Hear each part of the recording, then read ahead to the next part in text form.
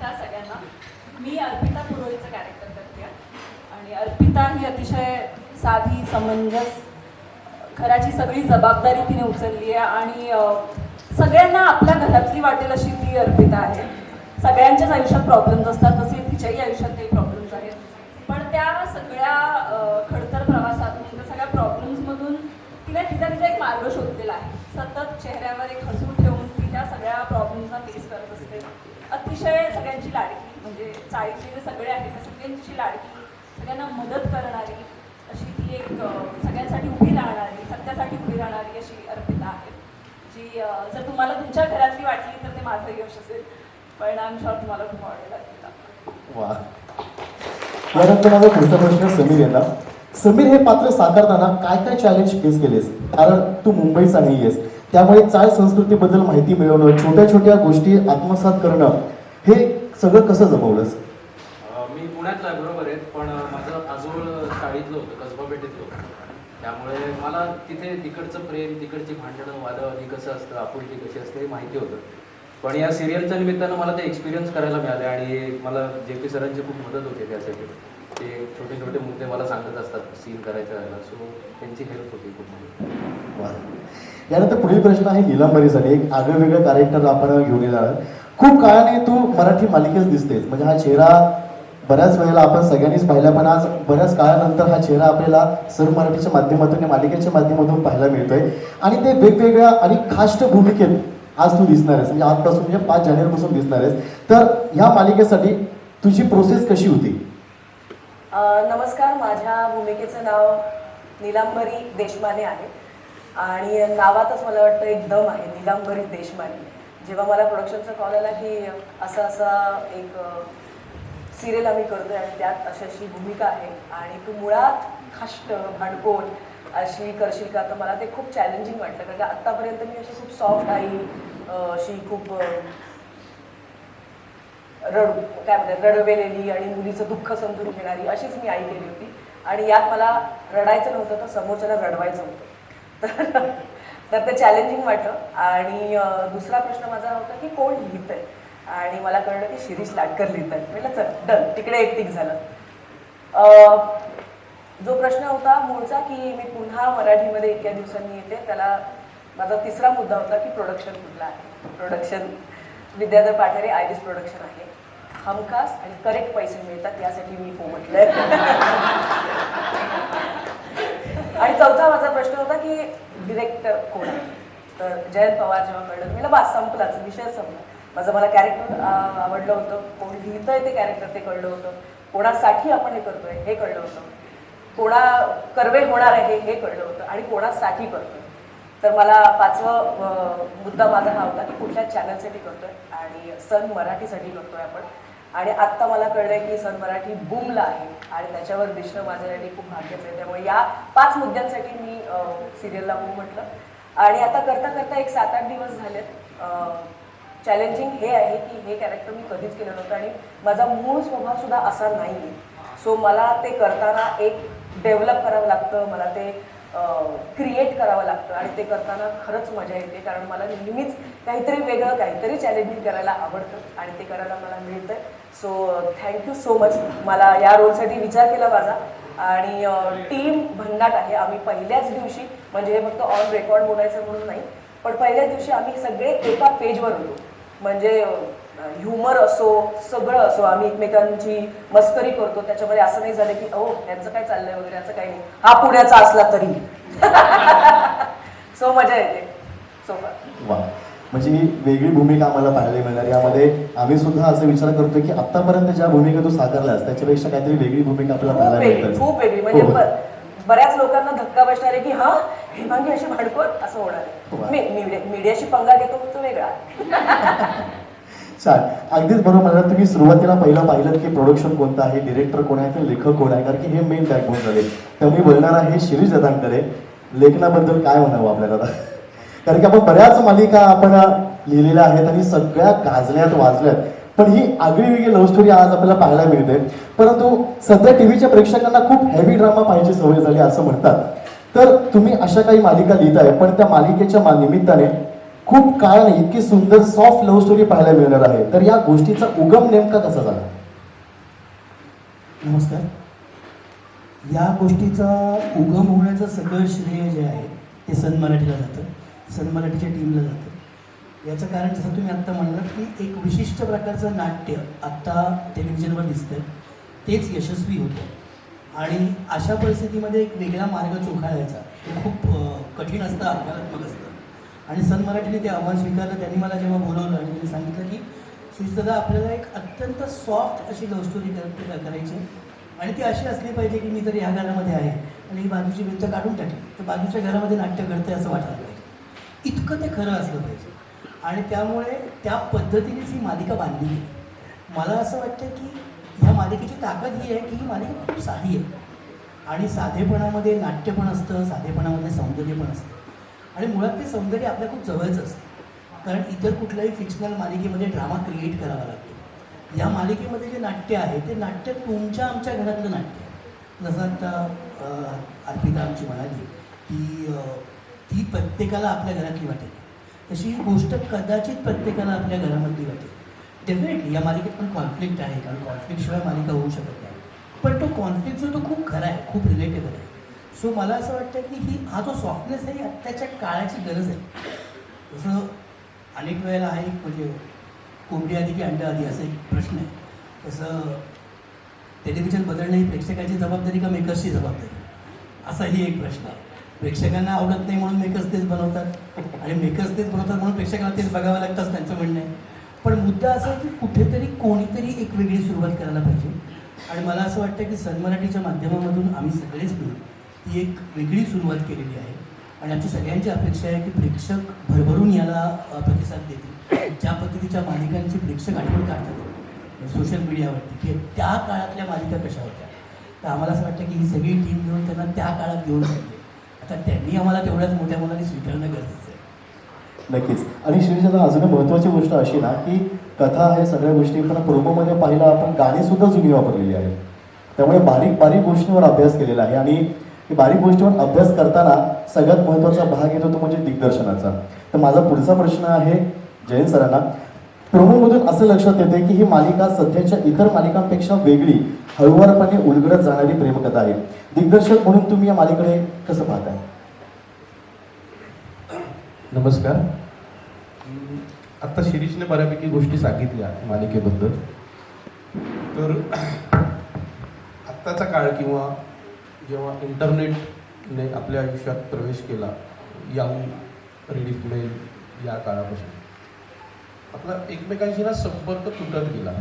एका घरात असतानाही एका फॅमिलीचे व्हॉट्सॲप ग्रुप बनत गेले. नंतरच्या काळामध्ये व्हॉट्सॲप आणि फेसबुकवर, इंस्टाग्रामवर फ्रेंडशिप्स सुरू व्हायला लागल्या.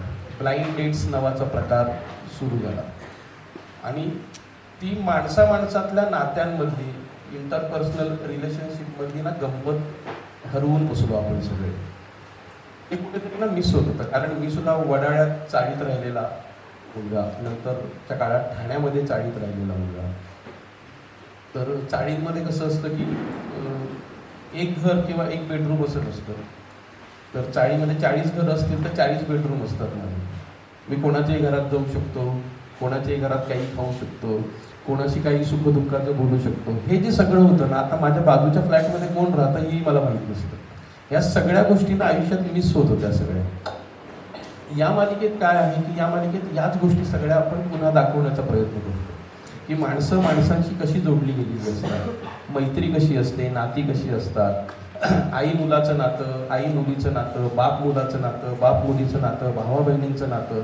हे नातं कसं एकमेकांशी कुठल्या धाग्याने बांधलेलं असतं आणि ते इतकं घट्ट प्रेमाचं नातं असून सुद्धा त्यामध्ये कॉन्फ्लिक्ट असतात छोट्या छोट्या गोष्टींवरून.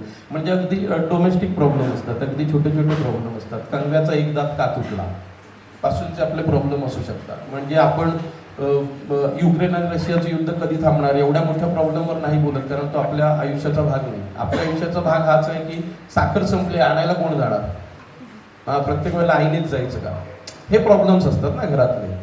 तर हे प्रॉब्लेम्स खूप गोड असतात, छान असतात. ह्या प्रॉब्लेम्समध्ये ना गंमत असते, मजा असते. आत्ता आईशी वाद झाला, पुढच्या सेकंदाला आई म्हणते चल मला बाहेरपर्यंत सोड. हा चल चल, आई रिक्षाला चल, चालत नाही पैसे. संपला वाद. ही जी नात्यांमधली हळूवार गंमत आहे ना, ती गंमत कुठेतरी ना मिस होत होती. आणि ही मालिका जेव्हा विचारलं मला तेव्हा गोष्ट ऐकली शिरीषची, कारण मी शिरीषचा आणि माझा संबंध बालपणापासूनचा आहे तसा, आणि मी त्याच्या लेखनाचा तेव्हापासूनचा फॅन आहे. म्हणजे तुम्हाला खोटं वाटेल, 1998 सालच्या त्याच्या पेपरमधल्या लेखनाची कात्रणं आजही आहेत माझ्याकडे. इतकं मला त्याचं लिखाण आवडतं. आणि त्याने जे लिहिलंय ते इतकं छान आणि गमतीशीर होतं की ते करायला खूप मजा येणार होती. आणि माझ्या नशिबाने म्हणजे कुठे नवस केलं माहीत नाही, मला कलाकारांची टीम इतकी उत्तम मिळाली ना की अरे याच्यावर खूप मेहनत घ्यायची आहे, हिच्यावर खूप मेहनत घ्यायची आहे, असं नाही आहे. सगळे ॲक्टर्स आहेत. त्यामुळे त्यांना सांगितलं की त्यांना माहिती आहे काय करायचं आहे, आणि प्रत्येकजण पॅशनेटली काम करतोय. म्हणजे मी सगळ्यांना ग्वाही देतो की आता नवीन शो आहे म्हणून पॅशनेटली काम करतील असं नाही, तर त्यांनी मला प्रॉमिस केलं की जितके वर्ष शो चालेल तितकी वर्ष प्रत्येक सीन ते तेवढ्याच पॅशनेटली करतील, कारण आपण देणं लागतं ऑडियन्सचं, तर त्यांच्यासाठी आपल्याला ते करावं लागेल. हे सगळ्यात महत्त्वाचं. दुसरं, चॅनल आणि चॅनलमधली माणसं मला इतकी गोड मिळालीत ना सगळी की सर तुम्ही करा, आम्ही सपोर्टला उभे आहेत. जनरली आपण काय ऐकतो, अरे यार चॅनलवाले, पण पल्लवी असेल, रुजुता असेल, ओंकार, दीपक सर इतके सपोर्टला उभे आहेत ना की जे बी तू कर, तू छान कर, छान दाखव. आणि त्यांना ते आवडतंय, ते सपोर्ट करतायत, ते त्यांच्याकडून काही सजेशन्स देत आहेत, आणि मिळून काम करतोय आम्ही, टीम म्हणून काम करतोय आम्ही. मध्येच काही वाटलं तर मी शिरीषला एनी टाईम फोन करतो, तर दिवसातल्या 24 तासात 48 मीटिंग करणारा माणूस तरी सुद्धा फोन उचलतो. तर ती गंमत येते. आणि दुसरं की मी साधारण वर्षभरानंतर घरी परत आलो ना आयरिसमध्ये, तर आयरिसची टीम म्हणजे आता काही सर बसलेत किंवा मनीष बसलाय म्हणून नाही बोलत आहे, काम करण्याचा एक कम्फर्ट असतो. म्हणजे पहिल्या दिवशी सुद्धा शूटिंगच्या वेळेत सुरू झालं काम, हे होत नाही जनरली. आणि कुठलाही केओस नव्हता, शांततेत दिग्दर्शकाचं काम करता यावं असं वातावरण सेटवर असावं यासाठी प्रयत्न करणारे आमचे निर्माते विद्याधर पाठारे आणि आमचे बॅकबोन मनीष दळवी ह्यांच्यामुळे खूप सुसह्य होतं काम करणं.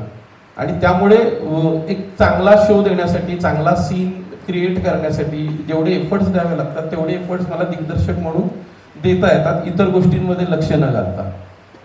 तर मला असं वाटतं की ही मालिका प्रेक्षकांनाही खूप आवडेल. प्रोमो तर अत्यंत सुंदर झाले, तिन्ही प्रोमो.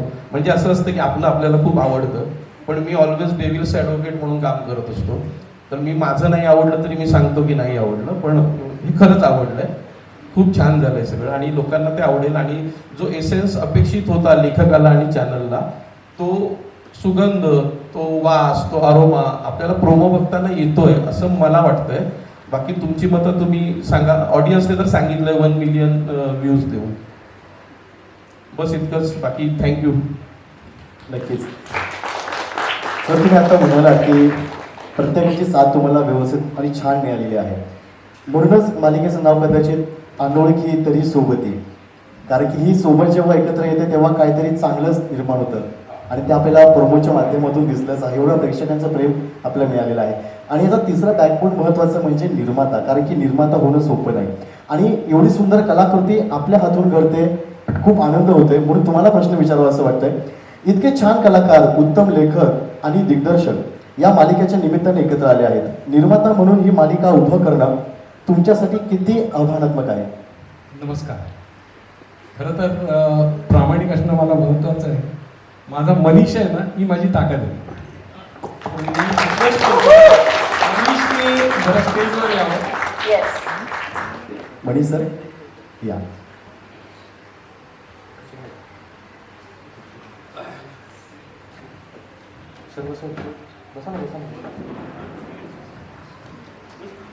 आणि इतर लोकांचं प्रेम म्हणजे लागतं जे, आणि माझी इतर आयरिशचे पूर्ण टीम आज माझ्याबरोबर उभे राहते.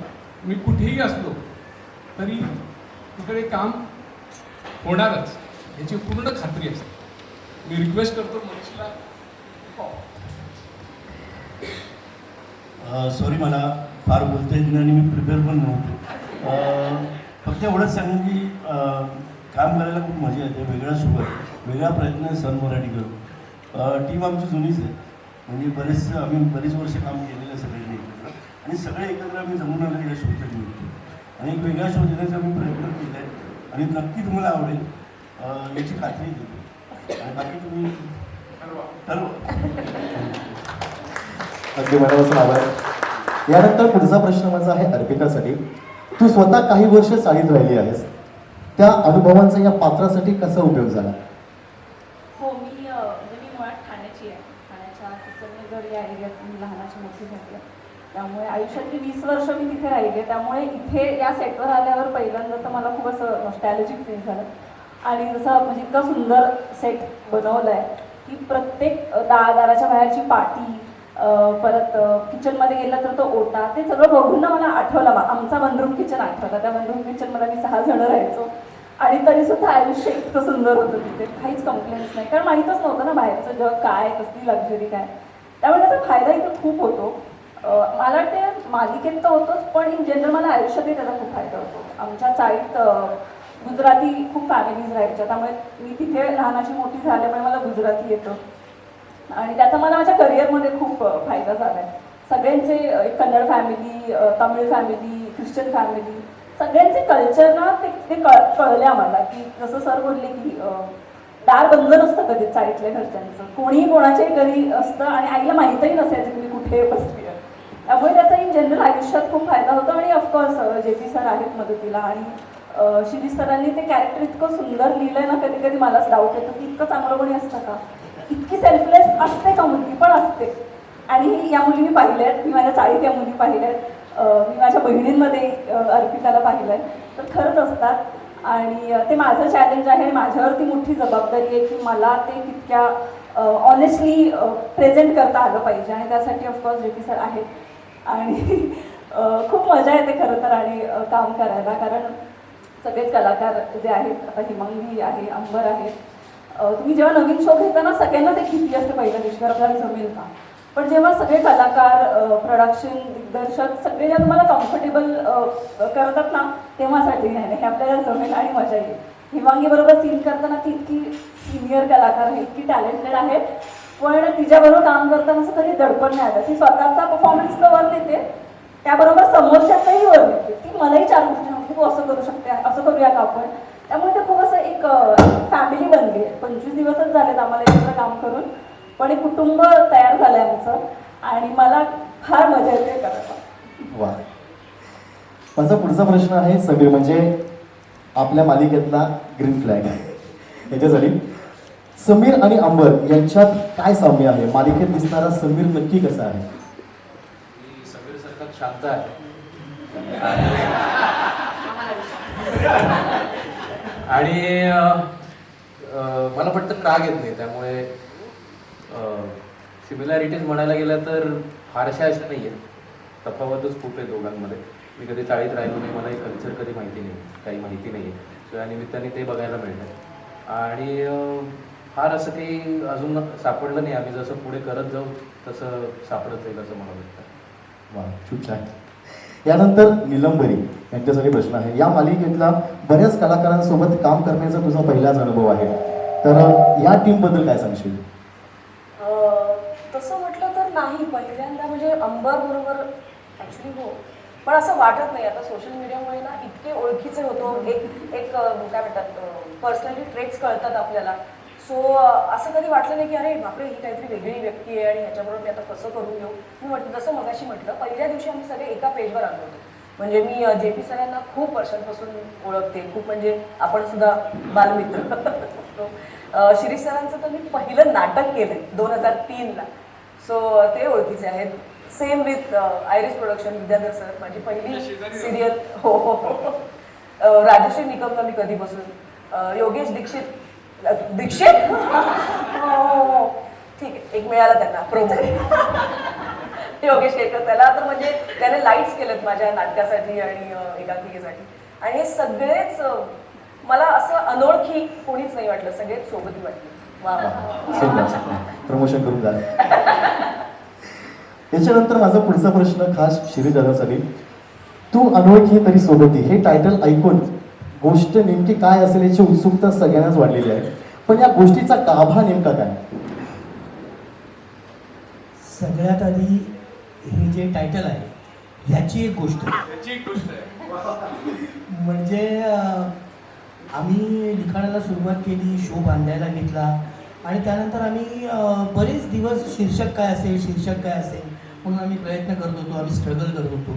अनेकांकडनं अनेक विकल्प आले पण कुठलाही मनाला पटत नव्हता आणि थोडीशी पॅनिक सिच्युएशन होती की आता काय करायचं. आणि एक दिवस मी स्क्रीन प्ले वाचायला म्हणून सगळे आम्ही जमलो होतो आणि एक एपिसोड मी वाचत होतो आणि त्याच्यामध्ये एक प्रसंग होता. पण तो प्रसंग वाचत असताना त्याच्यामध्ये हे वाक्य होतं, तू अनोळखी तरी झोप. आणि मी फ्लोमध्ये वाचत होतो आणि मी वाचता वाचता ते वाक्य बोललो आणि माझ्या नकळत या सगळ्यांच्या नजरा एकमेकांकडे गेल्या, चॅनल्स, प्रोडक्शन हाऊस, सगळ्यांच्या. आणि मला कळलंच नाही आणि सगळे एकमेकांकडे बघून हसतायत, स्माईल करतायत आणि मला वाटलं मी कुठे चुकलो की काय वाचताना. म्हणून मग मी एपिसोड संपवला आणि विचारलं तुम्ही सगळे हसत का होता. आणि सगळे एका जोरात म्हणाले टायटल मिळालं सर, तू अनोळखी तरी सोबत. असं म्हणून ते टायटल मिळालेलं आहे. मुळात याच्या कथेचा गाभा म्हणायचा तर मला असं वाटतं की एका वाक्यात जर काही कथा सांगायची तर दोन अपूर्ण व्यक्ती एकत्र येतात आणि एकमेकांना पूर्ण करतात, ही याची गोष्ट आहे. वा, खरंच सुंदर. की ह्या जगात कोणीच परफेक्ट नाही आहे. प्रत्येकामध्ये काहीतरी दोष आहेत, काहीतरी फ्लॉज आहेत, काहीतरी अवगुण आहेत. परंतु तरीसुद्धा आपण जेव्हा एकमेकांबरोबर चालायचं निश्चित करतो त्यावेळेला त्याला आहे तसं स्वीकारणं आणि आपल्या चांगुलपणाने त्याच्यामध्ये ते बदल घडवून आणणं आणि आपला प्रवास पुढे नेणं, अशा पद्धतीचा गाभा असलेली ही कथा आहे. कथा मी जास्त डिस्क्लोज करणार नाही, ओपन करणार नाही, कारण ती बघण्यात जास्त गंमत आहे. कारण जसं मी सांगितलं जे खूप साधं असतं ते बघण्यात गंमत असते, अनुभवण्यात गंमत असते. सो ही कथा अनुभवण्यात गंमत आहे. पण थॉट जो आपण ज्याला स्पाईन थॉट म्हणतो किंवा मुख्य मुद्दा, मूळ मुद्दा म्हणतो, तो हा आहे की दोन अपूर्ण व्यक्ती एकत्र येतात आणि एकमेकांना पूर्ण करतात. वा, जसे आपण सगळे अनोळखी असून एकत्र येऊन आज पूर्ण झालो असं म्हणूयात. यानंतर माझा पुढचा प्रश्न आहे, अर्थात अर्पिताची आई म्हणजे कविता तुमच्यासाठी या मालिकेतील तुमच्या भूमिकेबद्दल काय सांगाल? नमस्कार. आधी मी सन टी व्हीचे खूप आभार मानते, कारण सन टी व्हीची माझी दुसरी मालिका आहे. ही संधी दिल्याबद्दल खूपच मनापासून आभार मानते. तसंच मी आयरिश प्रोडक्शनचेही आभार मानते, कारण त्यांनी मला ही दुसरी संधी दिली त्यांच्या प्रोडक्शन हाऊसमध्ये काम करायला. त्यामुळे मनापासून आभार. माझ्या कॅरेक्टरचं नाव आहे कविता निशिकांत पुरोहित. आणि ही कविता थोडी कटकटी, आग्रही आहे, पण ती अगदी परिस्थितीमुळे आहे. हिला 3 मुलं आहेत, नचिकेत, एक मधली मुलगी आणि तिसरी माझी निकी. मधली मुलगी मी तिचं नाव घेऊ इच्छित नाही, कारण मी ना देवभोळी आहे आणि मी शुभ अपशकुन मानणारी पाहिजे. आणि असं काही घडलंय की माझं कुटुंबच विस्कटलं तिच्या जन्मामुळे. त्यामुळे माझा तिच्यावर प्रचंड राग आहे. आणि माझं हे नेहमी म्हणतात की नाही तो योगायोग, पण माझा अजिबात त्याच्यावर विश्वास नाही आहे. ती अपशकुनी आहे आणि तिच्यामुळे ती जेव्हा ह्या घरातून जाईल ना तेव्हाच माझ्या घरावरचं ग्रहण होईल. कारण मला माझ्या कुटुंबाची काळजी आहे, माझं कुटुंब व्यवस्थित राहावं ही माझी तळमळ. त्यामुळे हे जर ग्रहण गेलं तर माझं कुटुंब सुखी राहील. हे माझं कॅरेक्टर आहे, ते मी प्रामाणिकपणे करण्याचा प्रयत्न नक्की करेन. आणि ह्याच्यात मला म्हणजे खरंच आमचे डिरेक्टर सर JP सर यांनी खूप मदत केली आहे. कारण जरी कॅरेक्टर असं वाटलं की नाही खूप आधी मला असं वाटलं होतं की नाही एक निगेटिव्ह कॅरेक्टर आहे, आणि पण जसजसं मी करत गेले तसं त्यांनी मला त्याचे पैलू सांगितले तेव्हा ते मला इतकं इंटरेस्टिंग आणि चॅलेंजिंग वाटायला लागलं. कारण एक आई जी मुलीला जन्म देते आणि तिचा राग करणं हे मी मुळात आई असल्यामुळे मला ना ते आधी पटत नाही ते करताना, पण ते मला कन्व्हिन्सिंगली करायला सर खूप मदत करतात. आणि खरंच टीम खूप छान आहे, खूप छान लिहिलेले आहेत, खूप छान सीन येतात आम्हाला करायला. आणि होप सो की आम्ही प्रामाणिकपणे तुमच्या समोर ही सिरियल आणू. खूप छान ताई. मी विनंती करतो पत्रकारांना आपल्यापैकी काही प्रश्न असेल तर आपण त्यांच्यापर्यंत पोहोचवायचे आहे.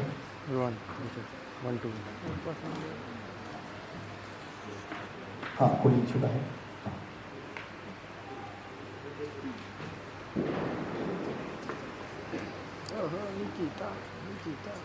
नमस्कार. माझा पहिला प्रश्न जयंत सरांना आहे.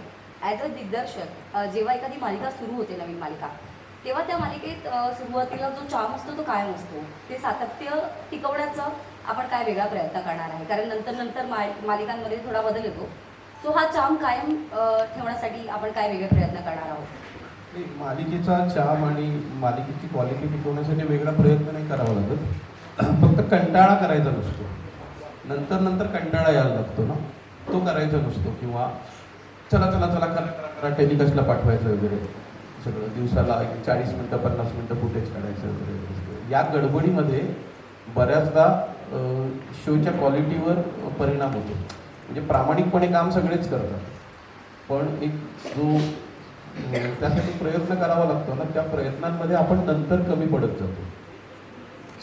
जसं मी म्हटलं त्यांनी प्रॉमिस केलंय सगळ्या कलाकारांनी, शेवटी काय आहे ना, की बऱ्याचदा काय होतं की कलाकार लेखक दिग्दर्शकाच्या पाया पडतात. पण माझं म्हणणं आहे की लेखक दिग्दर्शकांनी कलाकारांच्या पाया पडलं पाहिजे, की बाबा आम्ही जे ठरवलं ते तुम्ही पडद्यावर मांडणार आहे. बाकी आमच्या हातात काय आहे त्यानंतर. म्हणजे असं नाही की मी दिग्दर्शक आहे तर मी हेमांगी कवीच्या ऐवजी कोणाला घेऊन काम, असं नसतं ना.